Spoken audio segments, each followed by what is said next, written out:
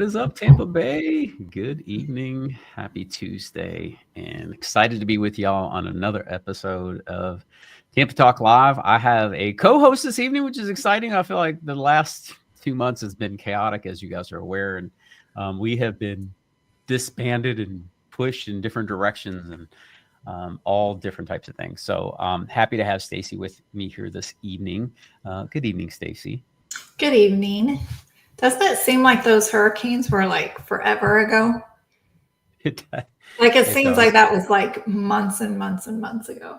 It does feel like it's months ago. And for those of you just joining us, welcome. If you've never been on one of our live streams before, we talk about all things Tampa Bay, what it's like to live here, what it's like to work here, what it's like to play here. Tonight, we're going to get into real estate specific and talk about housing prices. Are they going up? Are they going down here in Tampa Bay? What you can expect for the foreseeable future if you're considering investing or buying here in the area. I've got some interesting articles that I've came across. Zillow has come out with this housing predictions this year.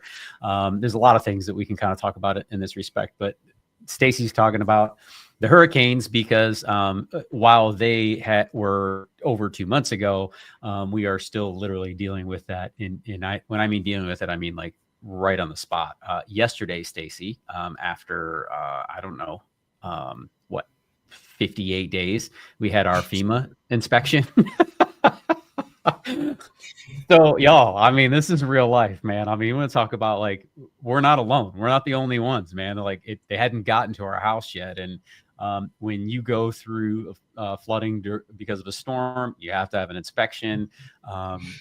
We called the day of, right? And Thursday, the day following, got on the books, and a month and a half later, they still hadn't sent anybody. We followed up for the umpteenth amount of time, and finally they're like, oh, someone was supposed to come and they never did. And so hence life, right?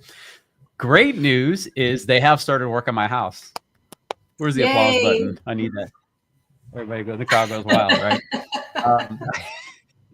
I'm telling you right now, that is something exciting to behold because I've never been so excited to see so many people tear my house up in one day, right? And we've already had demo in there once, but the contractor decided it would be best if we did pull some of the plaster up, even though we had already had a mold and mildew test, even though all the other things, he just felt better about it.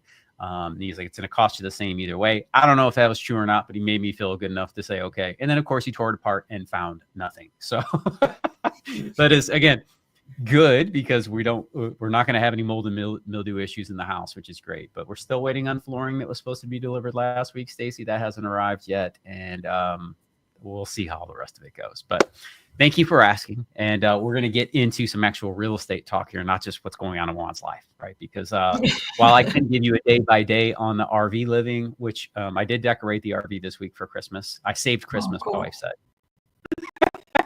I put one string of lights around the outside of the RV and Jack Skellington in front of it. So like we're making Christmas literally. If you're not familiar with the movie, there's a song in there where they talk about making Christmas. It's great. And then we made a Lego Christmas tree, which is only 4 inches in diameter. That way we didn't take up any extra space in the RV. So I bet there is zero extra space in that RV. No, there is no extra space. That is not a thing in our world. So welcome, y'all. Welcome. Thanks for joining us tonight.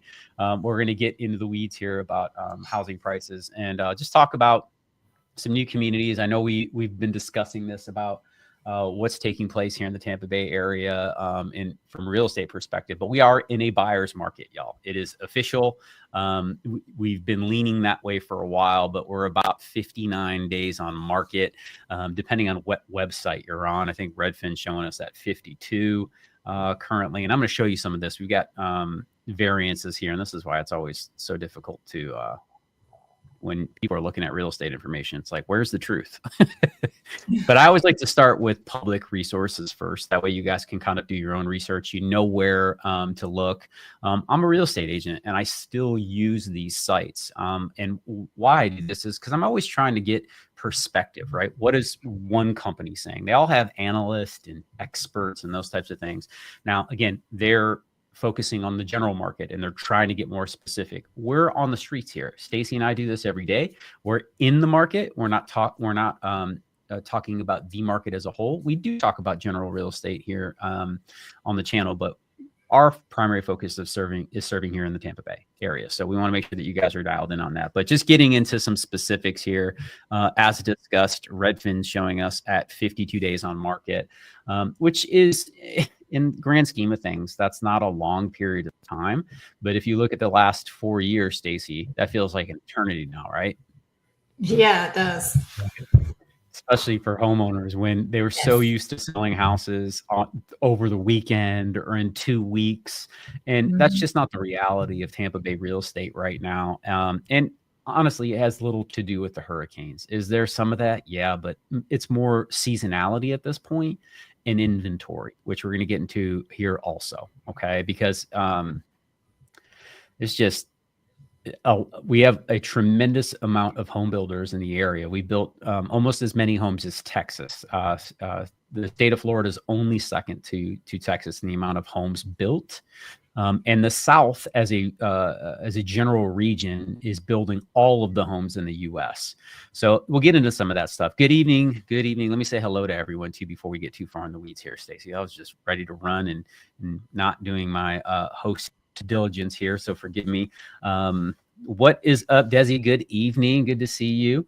And hopefully you're doing all right in upstate New York there. I've seen y'all got a bunch of snow. So it's a little bit chilly here too. So I feel you on that, but it was 60 degrees when I walked outside just now. And I'm like, and that's enough. Time out, winter. We'll hand that back up north and we're all set on that. But hope you're doing well. Paris says, good evening from Newport Richie. Shout out to Newport Richie. You guys be careful. I think that there's a frost advisory for you guys tonight, which is nuts. I'm saying that out loud in Florida, y'all, like real life. So whatever you're doing up there, stop it. Stop it immediately, or Santa's not going to come because you're going to be on the naughty list. Yeah, right? I had to break out my winter coat to walk the dogs this morning. It was cold. Can you hear it? Everybody's playing the world's smallest violin for us. I just want you to know. I know. I was talking to Eric. He lives up in Michigan, and he was like, yeah, I don't feel sorry for you at all. No, it was snowing here. Yeah, it's cold. What's up, Lindsay? Speaking of Michigan, Lindsay's up in Michigan. I think she's in Allen Park, if I remember correctly. Might be in LP too, but shout out to you, Lindsay, and thanks for the kind words this evening. Y'all, I do want to... I want to start here for a second, stop here for a quick second, because I don't think we would be doing any justice if we didn't address the elephant in the room.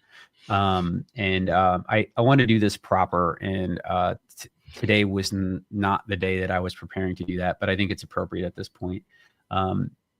Y'all, if you've been following this channel and you've been on this journey with us for the last few years, then you would notice that one of our colleagues and one of the most amazing human beings is not at our side, and she hasn't been for more than a few weeks now.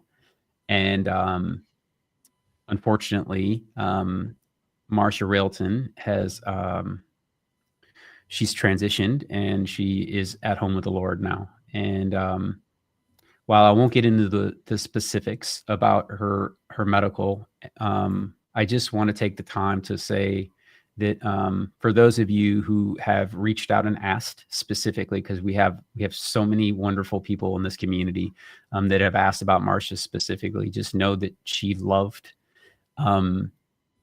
serving you guys and loved being a realtor and loved helping families and loved being connected to people. And she taught me how to love on people in a way that I never could have imagined. She made us all feel like we were special, every single one of us, every time we connected with her. And this short time that I was able to spend with her and Stacy, and I'll let Stacy speak to this in a second, was incredible. And I'm eternally grateful that the Lord put her in her life and allowed us to partner with Marcia and help fuel that that machine of hers that just always wanted to be the best servant. And whatever I say is not going to be enough. Whatever we say is not going to be enough. But I don't think it's fair to to not share because she loved you guys. She loved doing this. She looked forward to it every Tuesday. She looked forward to drive. I know, like she looked forward to driving around in the cars. Like she loved picking up clients. Like it was her thing, and helping you guys, make the move here. And it just, it meant so much to her. And I want to say thank you to the audience for allowing me to share my team with you, and for you recognizing that they are the best of this, right? Stacy included, and Marcia, and Dennis over time. And the nature of life is that we all come and go, and it's part of the process. But and this isn't easy, to share. And like I said, I want to do her well, but most importantly, I think she would like you guys to know that she loved her work, and she loved showing up for this community. She really, really enjoyed it. And even when she was struggling through the last little bit there, she was watching you guys. Right? She report back to me on Wednesday or Thursday every week about, hey, I saw the live stream, this and that, and she would make comments about you guys, making comments in the comments section. So that stuff doesn't go unnoticed. And man, like I said, I whatever I say now, it's just not going to do that life justice. And she was an incredible human being, an incredible wife, an amazing mother, and one hell of a colleague. And I am eternally grateful for having her in our life for that period of time. And Stacy, if you would like to say anything now, please feel free. If you don't, I understand. We didn't rehearse this, y'all, so we're just trying to share this with you in real time. Yeah, it's hard to find the words to describe her, because she was just so, she was really one of a kind. And I just had an instant connection with her from the very first conversation we had, and I just adore her. I'm sorry. That's all right. Stacy's never even forgive me for making her cry on live streams, just so you guys know.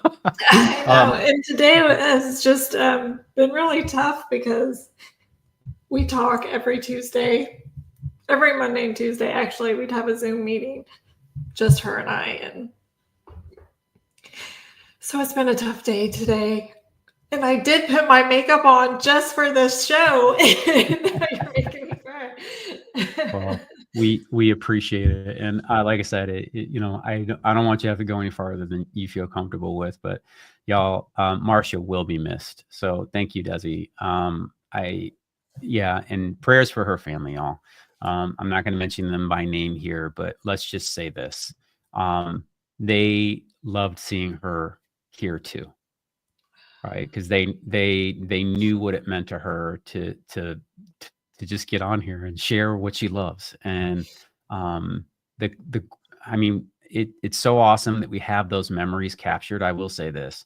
I'm so grateful that Marcia was on camera with me, right? And Stacy, and we have like outtakes and fun times of being on camera, and those moments where a lot of us don't get to go back, right? We only have the mental Rolodex. So we're grateful for that. And again, I don't want to say forgive me for taking time here. I want to give space, and I want to reflect on a life that it was incredibly well lived, and most important, give just the absolute most amount of respect to someone who deserved it, and never asked for it, was never a showboat in any way, shape, or form. But if you knew Marcia, she always showed up. She always showed up for everybody and made them feel special.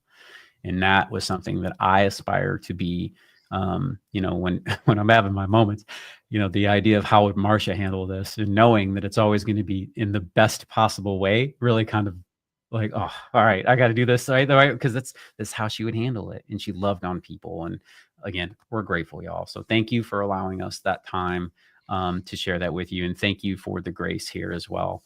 And thank you, Izzy. We appreciate this. And again, we'll pass along the condolences to the family. because I think that is important as well. These messages, those moments, they matter, right? They matter to friends and family and loved ones. So thank you guys so much. Thomas, thank you. Yeah, we appreciate you guys. We appreciate you guys. And look at all the prayers, man. You guys rock. Thank you so much. We will most certainly pass these along, right, to Marcia and her family, because again, sometimes it's hard to know the impact that you have, right? And when you're close to people, you don't recognize how many lives they may have touched, and just the fact that you guys are willing to say, you know, that you loved seeing her here, man, that means so much. So thank you guys. Thank you very much. And we're so grateful. So with that being said, there'll be more tribute to that beautiful woman.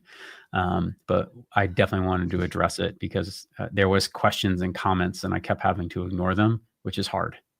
Because as you guys know, I'm probably more transparent than I should be at times. But ultimately, we built a community and we respect that you guys spend time with us, and that there has been Instagram DMs between you guys, and it's a life that is lived outside of just YouTube. So thank you very much, guys. Thank you. We appreciate you. Okay, we'll try to get back to moving forward here. Hey, Denise, what is up? Good evening from New Zealand. That is the other side of the globe, by the way. That is not Tampa. It's about 9,000 miles away, at least. So hope you're doing well out there. That's awesome. All right, let's get into this, Stacy. Let's talk a little bit about what we're seeing in the marketplace. I know there's so many questions came after the hurricane. What are you guys going to see? What do you expect to see? And I shared an article. As a matter of fact, I shared a study that went into 16 years of research on what happens to these markets after hurricanes come through. And it focused on the fact that home prices go up for the first 3 years. Then there's this kind of weird softening for like another 2, and then it's kind of like back to normal. So there's some things to kind of watch out for, but ultimately that has really kind of passed outside of coastal real estate. The rest of Tampa Bay, which is huge, y'all, 3.3 million people, 175 square miles. It's big, right? So like outside of that, life is still happening. The market is still taking place. But I kind of want to talk about what's happening in general real estate and then tie it into Tampa, because I came across this really interesting article this morning. And I'll share it with you guys. I'm hoping that this is going to be the best format to read in. Check this out. See if this works. I think that this works better than that works better than the white with all the noise. Okay, so let me try to make this a little bit bigger. There we go. All right. So, as you may or may not be aware, over the last 5 years, there's been a huge migration, right? And a lot of people were working remote. That has started to turn back the other way, but people were able to just move around the country. And in 2021, about 15% of the country moved in 1 year. That's abnormal. That's abnormal. On a regular year, it's like 5 to 7% of everybody moves. And then all of a sudden we were up to 15.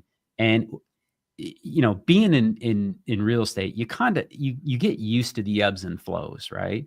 And you knew people were pulling ahead moves, meaning that like people who were going to move in 2 to 3 years or retire in 5 years, they were making a decision right there. We're just going to go ahead and make that jump.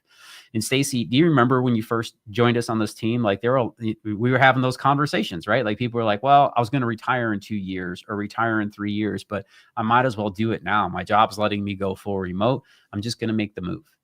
Right. Mm-hmm. And we weren't exclusive to that. That was happening in Arizona and Tennessee and South Carolina and Georgia and, the Sunbelt states. A lot of people were moving to these areas. And, so the housing market had this great migration, and they actually called it that. But what has ended up happening over the last 2 years, as interest rates have went dramatically higher, and all of a sudden it wasn't really cheap to borrow money anymore, people had to start making different decisions, and employers started calling people back to work. So all of a sudden that migration started to tighten up. Now, would I say we felt it as much? No, Tampa was still ridiculously hot in 2023. Last year, we started to feel some of that slowdown. Mm-hmm. Now, as a team, we sold more real estate than I ever have. So personally, right, our business was, again, record breaking for us, but the market as a whole, you could see it, you could feel it, right? The activity was slowing down. There wasn't as many showings. You didn't have as many offers being written on properties, which is normal. It's not a normal real estate market where you roll your house out and you get 20 offers. That's Wally World, right? That's not normal. In a normal market, it's going to take 60 to as many as 90 days. That's if you, historically speaking, that's pretty normal. But the big thing that has occurred, and this article got into, is the fact that how migration has really started to divide how the country is working right now in terms of real estate. Okay. Nationally, home prices are going to end in 2024 up about 5%. Now, I don't know if you guys remember this or not, but if you go look at channels like Reventure or all the crash callers, I call them crash callers. Those are the people who make all the negative videos about how the sky is falling in real estate and the economy is going to tank. They've been making that same prediction for this last 5, some of them back to 2018, and it is yet to happen. Okay. Now, again, I'm not here telling you that can't ever happen. As a matter of fact, it's going to someday. Right. But if we spend all of our lives, right, focusing on that one someday, we're going to lose everything else that happens in the messy middle. Right. I don't know about you guys, but I got to live life. I got to have a roof over my head. I got to take care of my family. And I want to not only survive, I want to thrive in every market. And maybe that's you. Maybe it's not. It's okay. Some people are very risk adverse, and they would rather wait out everything for the one time things go bad so they can say it, so it happens before they make any moves. And that's okay. All right. That's okay. But we're still going to be up 5% nationally on home prices. I've shared with you what's happening here in Tampa Bay this year. We're still going to be up 5, 6, 7%. I'll show you the numbers here specifically in a moment. But the big thing I want to kind of talk about is what's really happening here. There's a bifurcation or a split happening in the country, and there's a trend happening. It says it's migration. And Americans moving across the country. For years, Americans have been moving to the Sun Belt. That's not abnormal. From Chicago to Arizona and Texas, from New York to Florida. In the last 2 years, especially in 2024, they've stopped moving. Inventory has built dramatically in the South. And at the same time, and I highlighted this for a reason, the number of unsold homes available in the Midwest and the Northeast is still very tight. So, and we've talked about areas like New Jersey and New York and Boston and Chicago. And the reason that happens is because there aren't very many new construction developments or developers investing in those areas. And mainly that's because of lack of real estate, right? Like there aren't hundreds of acres, plots of lands just ready to go that are near metropolitan areas that are available or affordable. So that's the other two things that kind of come into play with this, where we have an abundance of that here in the South. So this is the big jump, right? The other thing, it says some markets in the South, like Austin, Tampa, and Phoenix, have more homes for sale now than they've seen in years, which is true. On the other hand, some markets in the North, like Chicago and Boston, just barely have more homes unsold than they did during the pandemic. So this is dividing the country in two. Okay. Now, inventory is up year over year, but we would expect that. We are still well below the median average or the historical median average. What do I mean by that? We're still below normal inventory levels of available homes for sale across the country. That's true. Okay. Now I want to show you some stats here too, just kind of looking at this. And this is from an industry rag called Housing Wire. They do an excellent job. They have some of the best charts and really kind of help you just be level-headed about what's happening in the market. They can get more specific, but the U.S. single family inventory, and that's a single family home, is not a condo or a townhome, right? Or a carriage home or anything like that, right? Multifamily. It is a single family home. The inventory is up 20% over last year. Again, still below 2019 levels, as you can see here, right? So for those of you, if this is a little bit small, this is 2024. Here's 2019. So that's pre-pandemic. We're still well below that. So when you hear that inventory's up by 27%, remember, measure that against a stick that is normal. right? Because we have not been in a normal market in 5 years.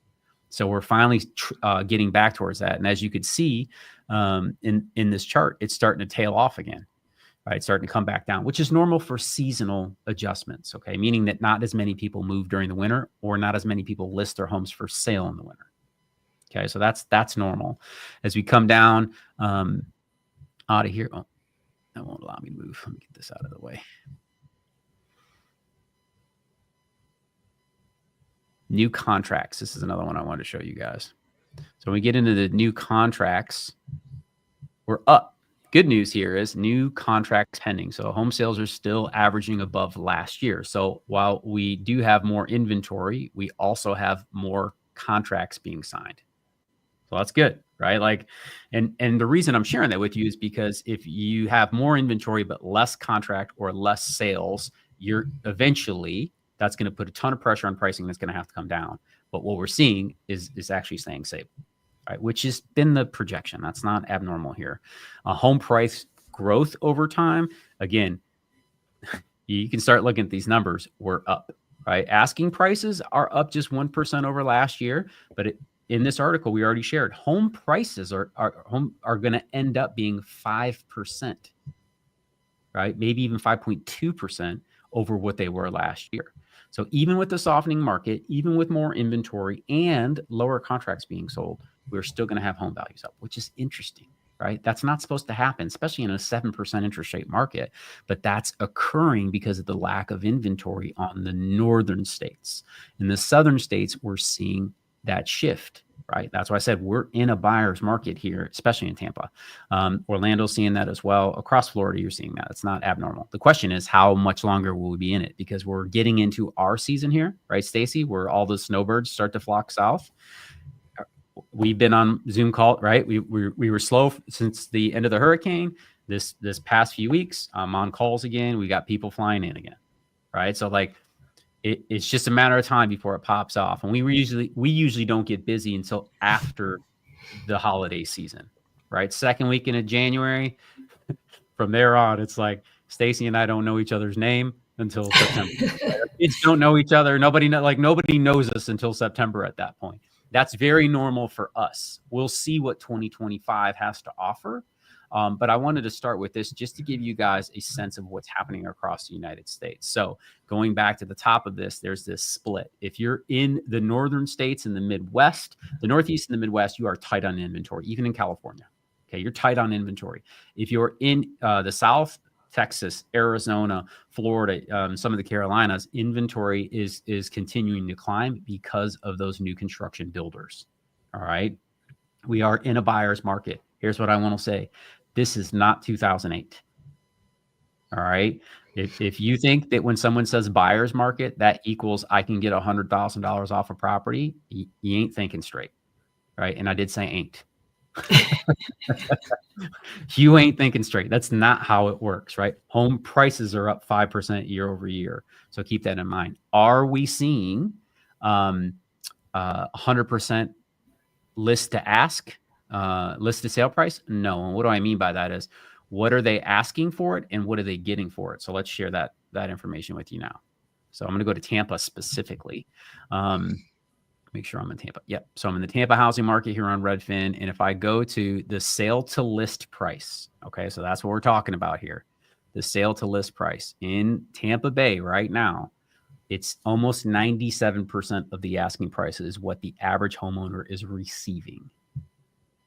All right.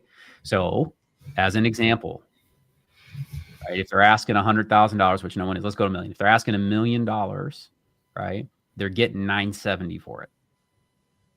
Okay, so that's kind of wrap your mind around it. So when you guys see a $600,000 price and think you're going to get $60,000 off, that's probably not necessarily realistic. All right, if the price of the home is valued properly, there are the wish, we call them hopelessly optimistic sellers that price their homes incorrectly and they sit forever. And here's the thing that the other side of this too, right? Remember in Florida, there are a lot of people who don't have to sell. That's what makes our market so weird. We get a really long days on market, meaning that there are homes sit on the market for a long time, but you have a lot of people who own second, third, fourth, crazy number of homes, first and foremost. The other ones who are seniors who don't have to move, but are like, if someone will pay me X, I'll get out of here. Right. And they list their homes and ask for those types of prices. So it really throws our market out of whack. But the big thing you can always look at is like the sale to list price. That's a great indicator of what's going on. All right. And then what are price reductions in the marketplace? We're at about 38%, which is a little bit higher than the average. The running average historically is about 33%. It's a third. Third of houses are reducing prices on a regular basis. All right. So when you see people are like, oh, 30%, that's normal. All right. It's only not normal in a COVID market. So just kind of keep that in perspective also. Okay. So getting back to some data here, just kind of walking through it. So 52 days on market, the median sales price, according to Redfin, is $485,000 on a single family home in Tampa. I'm not pulling that up in the MLS, and I'm going to show you guys that here in a second. But I wanted to kind of start there so we can start in a public source. I just pulled this, Stacy. So this is our multiple listing service, and Redfin and Realtor and Zillow, they all pull the data from our sources. Okay, they start with the MLS. They may aggregate from elsewhere as well, but according to my MLS, the last 30 days, and this is the greater Tampa Bay area, our data specifically, the median home that sold was a 3.2 at 1,690 square feet. And the list price was $450 and it sold for $443. So that's right in line with that 97%. Right. So like that's what we're seeing. Now that's the median. What is the median? That's the middle of the activity. Okay. The average is different. And I know that when I was a kid, I always struggled with that. But the average is the high and the low, right? If you sold a foreclosure for $83,000 off market and it got recognized in the system, and then you can see the max price here is a 7.8 million home. You divide that up by the number of sales, and that gives you the average, right? And the average home sale is 665, and that was a 3.2, 1,900 square feet. What Stacy and I are seeing in our marketplace right now for a 3.2 that's 2,000 square feet, depending on the home builder, is what, Stacy? As low as 330 to as much as 1 million if you're in Lakewood Ranch. Yeah, right. Depends on where it's at. It does. Totally depends on what community you're at, but I wanted to share that with you guys because and again, that depends a lot on fit and finish. It's going to depend a tremendous amount on what community you're in, right? The school systems, the age of the property, so many factors here, right? But like just giving you an example of what that looks like. So I wanted to share multiple data points with you guys just to kind of give you some insights on what we're seeing there, here, especially here in the greater Tampa Bay area. So this is the last 30 days. This is Tampa specific. So this is not the whole Bay. It's not all four counties that we serve. This is literally just the city of Tampa, right? So if we get deeper in the weeds here and we start going into specific cities like, let's add in Wesley Chapel, an example, because that's Stacy's home. Wesley Chapel is up 0.1%, and their median is 423,000. Okay, so again, going to show some of the differences there, right? If we go to an area like St. Petersburg, add that into our mix here. Let's pull out Wesley Chapel just so this doesn't get too messy. St. Pete, right? Last month, it's saying that we're down 13%, down to 410, right? After being up the month before.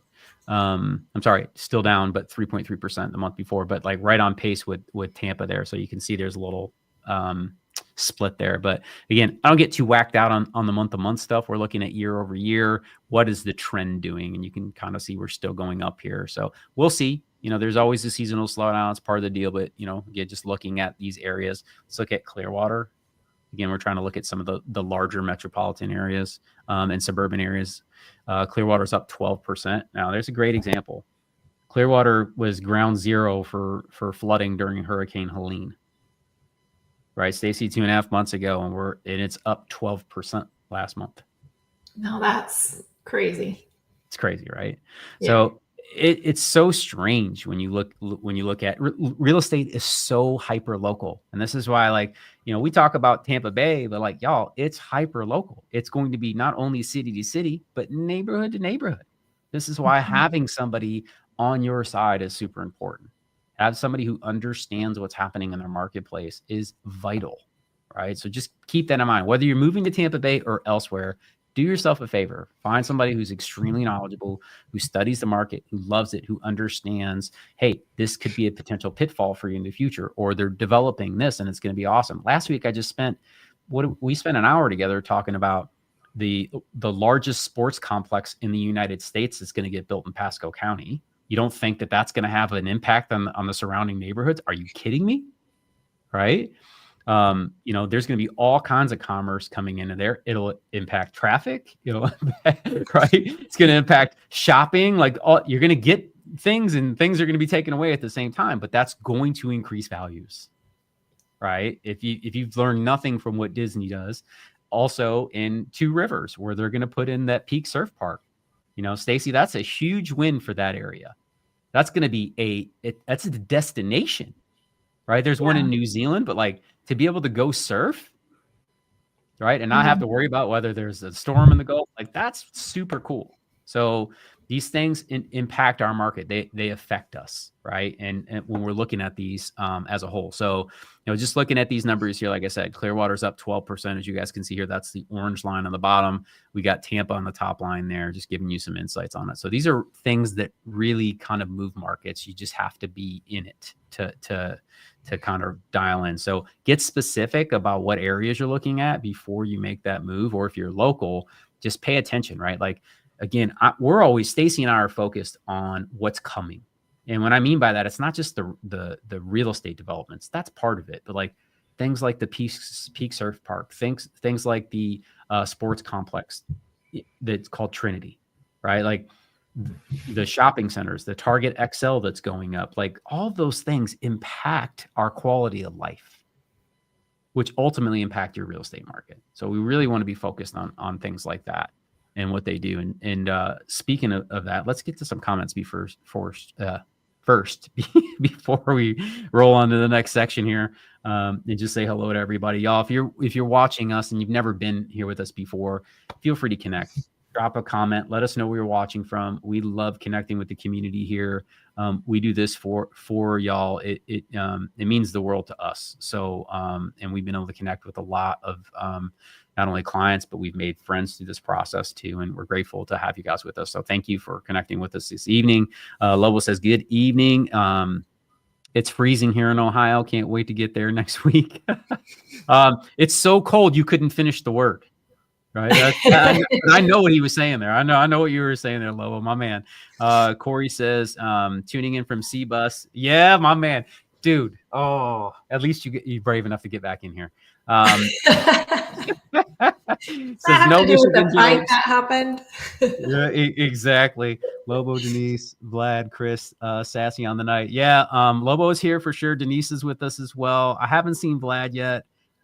Or Sassy or Chris. So I'm sure they're hanging out. But yeah, Corey's my fellow in Columbus there. And I was ready for the wallop, man. I told you, I thought you guys were going to hang 50 on us, but I'll tell you what, I don't need a Christmas present this year. I got mine on Saturday. So go blue, baby. Go blue. That was awesome. Oh, so good. So good. But anyways, back to the issue at hand. All right. So Stacy, speaking of the Peak Surf Park, which I discussed last week, which is pretty cool. That's going to happen out in Two Rivers. So let's talk about that community a little bit, because I didn't get real far in the weeds last week. But let's talk about like pros and cons out there right now. Because you said something, and I think most of us would want to hide it under a bush, but I think we need to tackle the 800-pound gorilla in the room. Right. We start talking about different communities and challenges we have with that. So let's get in the weeds on that a little bit, if you don't mind. Yeah. I mean, well, when we have Zoom calls with people thinking about moving here, they're asking about the schools, and they're asking about, is Costco close? So, yeah. I mean, Two Rivers is going to be a fabulous neighborhood, but it's just not there now. Yep. The schools are not rated high out there currently. But it's important to know you have choices in Pasco County. There's a lot of schools close by where you can school choice, and they have some really nice programs. They do have plans to build a high school and an elementary school out at Two Rivers. We just don't know, is that 2026 maybe? Yep. When that's going to happen. Here's the space for it, by the way. Yeah, yeah, and Hillsboro sold land to them to develop a school. So that's on the Hillsboro side, which is down here. You can't see it on this map, but that's on the south side as well. Yeah. So it's going to be great. It's just there's nothing out there right now. I know Publix is going out there. I heard Lowe's is going out there as well.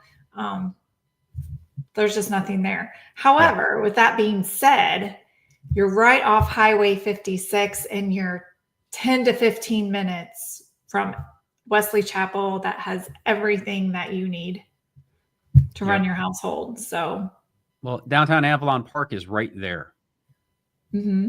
Right. So, just kind of giving you guys some context for where it is. Let me pull it up on the map too, Stacy, so we can kind of give some reference here.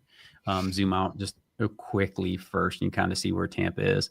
We're talking about 35 minutes on a good day drive time. And on average, it's probably going to be about 45 to 50 minutes. I would say that's another negative about Two Rivers is just there's no easy access to the interstate. You have different ways to go to get on 75 or 275, but it's just not super convenient compared to other communities. Yeah, if you look at it, you got 56 and 54, right? And then the 301, which is Morris Bridge Road, on the outside, that takes you on the east side of Tampa. You can kind of come around the back way there, which you guys can see on the map. And then the other two take you over to 275. So let me zoom in a little bit closer here just so we can get a little bit more reference on where things are. So again, Zephyr Hills is over here in the red. And then here's Wesley Chapel. Wesley Chapel, that is the adjacent city, just so you know. And to the north, you've got San Antonio. So that Mirada, Epperson corridor is all right there. So you're going to have, in this triangle here between San Antonio, Wesley Chapel, and Zephyr Hills, you're going to have a 15-acre man-made lagoon, a 7.5-acre man-made lagoon, and a 6-acre surf park. I just am having a hard time envisioning how big that surf park is going to look like, because when you look at Mirada and it's 15 acres, that's huge. I can't imagine how big this surf park is going to have to be. Yeah, what? I did all that last week. Let me go back to it. It's just hard to wrap your mind around it. It is. It is definitely going to be an interesting experience. Go back to the article on it. So, giving you guys the scoop here. This, of course, wants me to be subscribed. I don't have my article saved from last week. So it's going to be a fabulous neighborhood. Like, it's going to be amazing. It's just, there's just going to be growing pains to get to the amazing part. So you just have to have patience for that. Right. And it always comes down to traffic and everything, right? So like when you look at this, 700 jobs, 35 acres of land anchored by the surf lagoon. So they're going to have, there's a bar, a restaurant. They're going to have like volleyball courts there and stuff too. Quite a bit of things on grounds there, but it's just going to be another really cool thing to have in the middle of those communities here. And getting back to the map on this, like just understanding what's happening here. So let me clean this up a little bit. Like, again, so surf park, here's Epperson Lagoon, here's Mirada just to the north of that, right? Then you've got, you're going to have the Trinity Sports Complex. That's going to be over here, right? And then on top of that, there, here's a point of reference. That's Snowcat Ridge that I just circled there, which is the only snow park in the state of Florida, by the way. And I'm bringing this up because like there's a lot of cool stuff happening in the greater Tampa Bay area and in Pasco County specifically. There isn't any place to put anything like this in Pinellas County, which are our beach communities, Clearwater, St. Pete. Right, downtown Tampa is its own thing. You've got that cool thing is you're going to be able to see the Rays play at Steinbrenner Stadium. And if you guys have never seen that, it looks like the stadium in New York is a replica. It's unbelievable. It's beautiful. And Raymond James Stadium is right across the street from that. So it's a cool little sports complex and it's a great area. But like the amount of amenities that you have in Pasco County is like every day I'm like, how is this even possible? Right? Like there's going to be another lagoon in Angeline, right? So you're talking about 3 lagoons, a surf park, the world's the United States' largest sports complex, bigger than the Disney's Wild World of Sports. It's supposed to be 7 times the size of that. That's just mind blowing. I know, right? All in this one county. And again, when we talk about real estate, look at where the amenities are, right? That's what people want. The reason they're building these things is because what people are asking for. They're willing to invest their hard-earned money, pay HOA fees, pay CDD fees, which if you don't know what I'm talking about, that's a community development district fee. It's a tax. All right, y'all, like the easiest way I can explain that, it's a tax. It's developers are the ones who are responsible for building the infrastructure in the United States. Now, if you live up north, you may not be familiar with this because the last development around you might have been made 50 years ago. And what happens is during the, just to give people a brief history on this is like the cities or the counties used to develop all the infrastructure. Right. They used to come in and put the plumbing in. They used to come in and put the sewage systems in, the electrical systems, right, and put the road system in. They would handle all of that. Now, the counties and the cities don't handle any of that anymore. They put it all on the developer's hands. You want to build properties? Great. You got to build everything, including the retention pond, the runoff, waste, everything. And guess what that ultimately means? Who gets to pay for that, y'all? Who knows who gets to pay for that? We do. Absolutely. We're the ones that get to pay for that. That's the only time that ever worked. Right? Is we're the ones that are responsible on the bag on that. So, just keep that in mind when you're out here swinging the sword and understand what you got to deal with. So, our taxes are one thing, just to give you a perspective when you're buying a new home or moving into one of these developments, even if it's resale, you still got to pay those fees every year. So keep that in mind, but people are willing to do it. We get comments all the time in videos that are like, I can't believe anybody pays that. Well, not anybody, everybody. Yeah. It's crazy, right? Like there are very few communities without community development district fees. And when they do, they don't have any amenities, right? You're lucky if you got one green space in the middle of the neighborhood to like, go let the dog do the business. That's all you get, right? Why people want to move here is because they want to be outside and they want to enjoy, the outdoor life. And these communities have all those things for you to go outside and enjoy and meet people. Yep.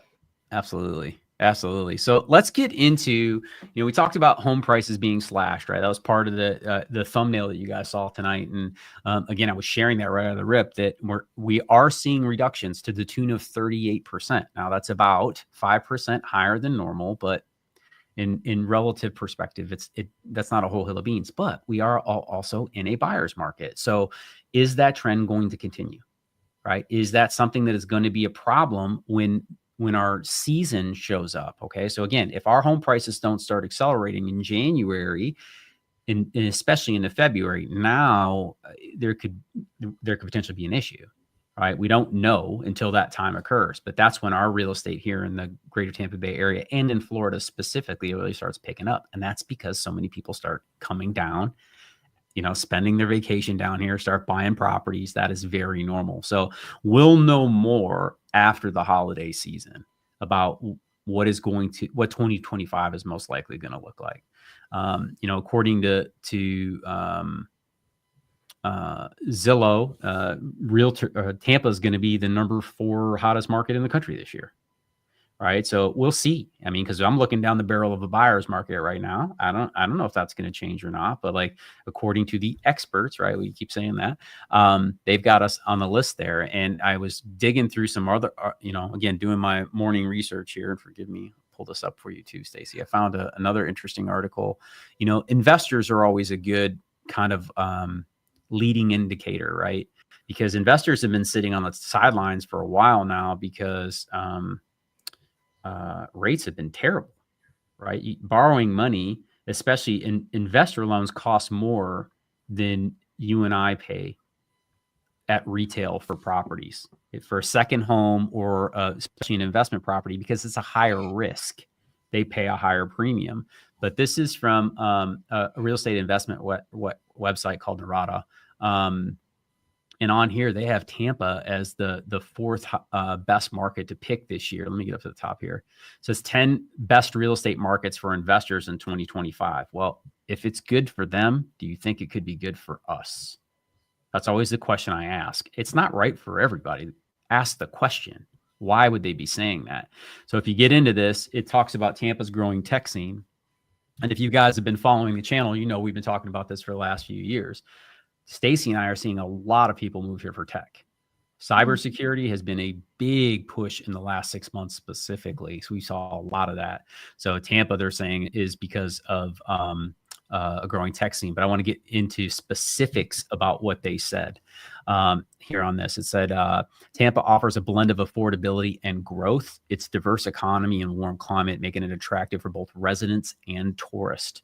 For investors seeking a solid mid-range option with less extreme competition than Austin, Nashville, Tampa deserves consideration.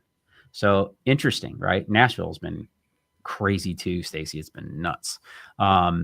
But here are the 5 bullets that they gave here. And we talk about this on the channel all the time. But I think it's fascinating when the investors are dialing it back in, going, okay, this is now a good time to get back in.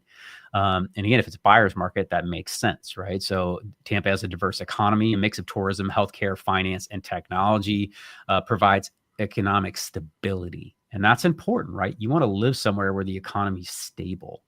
We still have well below the national average of unemployment here. I think we're 3.2 or 3.3% here in Tampa versus the over 4% nationally. The warm climate, it attracts retirees and those seeking year-round outdoor lifestyle. And we attract a lot of young working professionals, especially tech professionals, to the area because they move from areas like the Midwest, the Northeast, right? Or even the Pacific Northwest, where the weather's not great and they get to come down and have abundant sunshine year round. Right, so we see a lot of that too. The growing job market, right? Experiencing steady growth. Tampa was number 4 in the hottest jobs markets of 2024.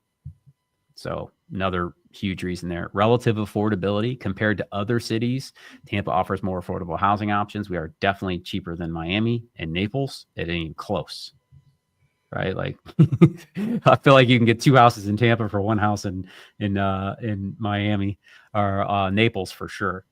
And then last one is beachfront properties. Investment opportunities exist in coastal areas appealing to vacationers and renters, and that'll always be that way, right? Even with the hurricanes, people come in, they want to be by the ocean.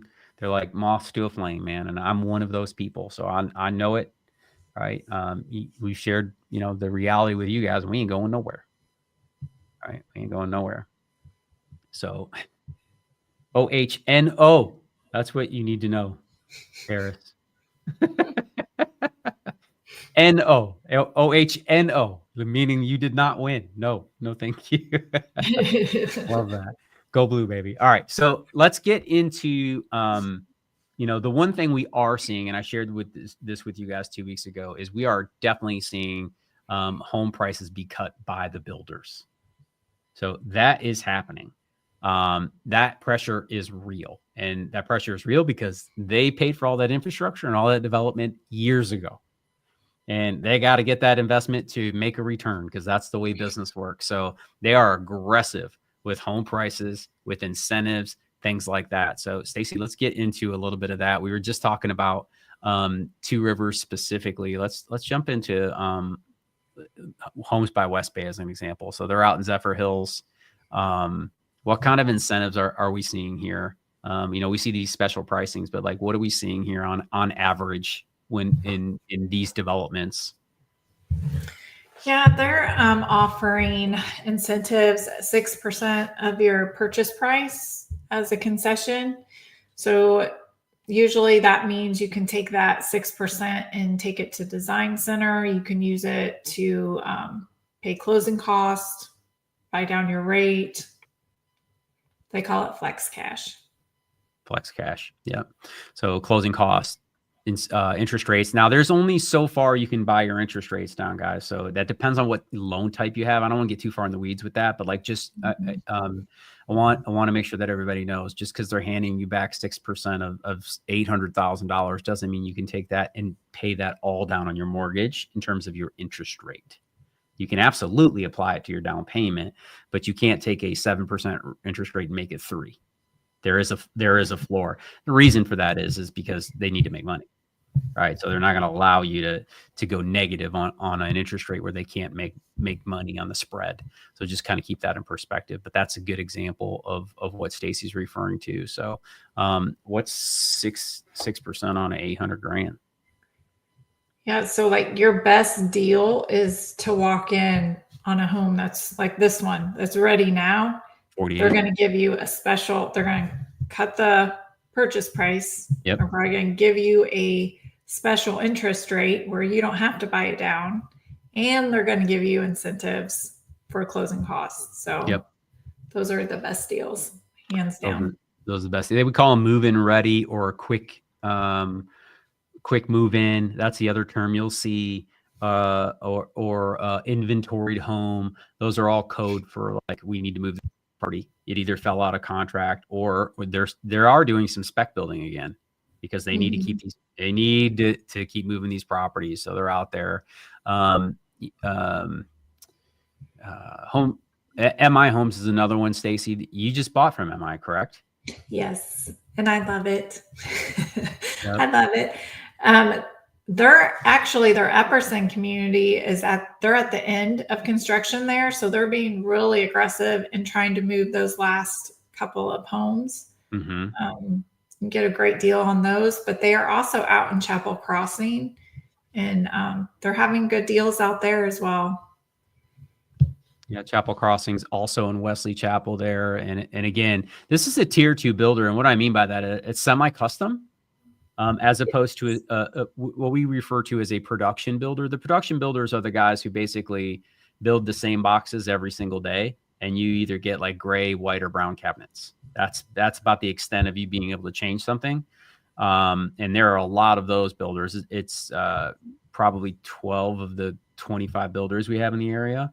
And then you kind of get into what we refer to as tier 2, but really it's semi-custom, meaning that they're allowing you to do some form of customization. Backsplashes, tile choices, flooring choices, window treatments of some sort, even, structural modifications. You can go a half story or do a bump out. And there are some of structural modifications in production, but very few and very limited design choices. That's the big thing. If you're someone who needs to flex their design muscle and wants to have your finger on the construction process at some level. Now, again, it's going to be everything in moderation. This isn't a full custom. Full custom is where you get to back up the Brinks truck and tell them whatever you want, right? Semi-custom is, this is our model. Here's the, 8 different tile choices we have. Which one would you like? And that's the big thing to kind of know. Usually there's something for everyone. And lastly, when it comes to this stuff, don't forget the builder is always going to charge you more to do that thing. If you're someone who would like to save some money, take them up on their offer, do the minimum on the design choices. What I would say is go as far as you can on the structural end, right? Yeah. That's where people, I think, make the biggest mistake, Stacy, because they'll want like the best backsplash or the best tile in the bathroom, and the best floor choice there, as opposed to adding that additional half story, right? Which that square foot, you're never going to modify that home again. It's going to cost you so much money to build a half story on a house that's already built. You'll never do it. But you may be able to take that money and push it over to that half story or that additional fourth bedroom or fifth bedroom or whatever it is, that flex office space. That square footage equals dollars on the back end. Mm-hmm. And you can always hire someone to come in and tile the backsplash and bathroom. And I'm not saying you're going to get a backsplash, but like, again, be strategic is what I would encourage, right? Like oftentimes we see that happen, and knowing real estate, it's a mistake on the back end. All right. It's just a mistake on the back end. However, great deals out there right now. A 2.875 interest rate on your first year. It's ridiculous. That's so low. And this is where it is so low. And this is where home prices are coming down. It's not just the prices, it's the cost. That's the thing that I think, we don't talk about enough. What the price of a home is, what you pay, right? And what it costs are different things. Mm-hmm. They are very much different things. Because first of all, if you're mortgaging a house, you didn't pay whatever it says on the outside anyways. Right. You paid way more. And you know how I know? Because I see the amortization schedules, right? I know that if I pay on my home for 30 years, it costs me way more. And that's WAYMO apostrophe, right? Cost me way more. And we all know that, right? If you pay cash, it's a different story. So keep that in perspective. Right. But like the insurance cost on it, like we talked about this a couple weeks ago. Stacy, you told me your insurance quote on that new house. I literally wanted to fall out of my chair. Me too. I thought my husband was lying when he told me what the quote was. I was like, no way. No way. He was so happy. He was probably so happy. But yeah, this is the world we live in right now, y'all. So this is great, Stacy. And again, we didn't go. I don't think we went too far in the weeds tonight. I'll get into the charts and graphs. We'll do that at the end of the year. We'll talk about projections for 2025. We'll get into that stuff next week. We're going to be with you guys for the next 2 weeks, I believe. And then we're taking the holiday off because it'll be Christmas Eve and New Year's Eve that our schedule would land on. So y'all ain't hanging out with us. And as much as we would love to, go be with your family. Right. We're going to be with ours. So those 2 weeks we'll be on hiatus here. But leading up to that, we will be with you guys. Bring you some Christmas news next week. What's happening in and around town. We'll talk about the cool things happening in the area because a lot of the kickoffs have begun. Holiday parades and light shows and all that other stuff. So we'll keep you in the mix on what's happening in Tampa. The Tampa boat parade's in 2 weeks. That's going to be exciting. They go down the Hillsborough River and all lit up like Christmas trees, and all the boat the Gulf communities have one too. So while it will feel a little bit different to be out on the water this year, at least I know that that's coming. So that's something to look forward to. But we'll keep you guys in the mix of things happening there. Of course, we'll keep you guys up to date on all the incentives here. If you are considering making that move, relocating or investing here in the greater Tampa Bay area, do not hesitate to reach out to Stacy and myself. Our handles are on there, and I always forget to do that. Forgive me all. If you want to reach out to us directly, absolutely do that. My number is on the screen. You can just go to TB Home Search as well, and then literally schedule a time to jump in the calendar and talk about, is this the right move for you? Because we have clients that come and decide that this isn't the place for them. And it's a good thing that you find that out before you make the move, because nobody wants to do that the hard way. I always tell people one of the stats that I'm most proud of is that in 12 years, I've never had to have anybody move twice. And that's I'm very proud of that stat. I always tell everybody they're not allowed to ruin it either. But that means that we work hard at finding you guys the right place. So, we want to continue to do that and honor that. And as we started tonight, by sharing with you guys, thank you for your kind words this evening. Like I said, I'll make sure that they get passed back to Marsha's family. We just so dearly are going to miss her and already do. And we're just eternally grateful for the time that the Lord did bless us with to be able to spend with that incredible woman. And know that we love her and that she will not be forgotten. And just thank you for your kind words, like I said, and just being a member of the community and recognizing how much she really cared and loved to be part of this. So, guys, we appreciate you. Stacy, any final words before we sign off tonight? Thank you. Thank you for everything. Marcia loved being here. She loved being a part of this. We're going to miss her. Absolutely. And like I said, we'll do something to honor her special, and we'll make sure that you guys get to see that too. So we're working on that in the background. But thank you, everyone, and y'all have a great evening. If we do not see you before the holiday, which hopefully that's not the case, have an incredible Christmas and holiday season with your family. We look forward to making connections and meeting all of you sometime in the near future. So you guys have a great evening.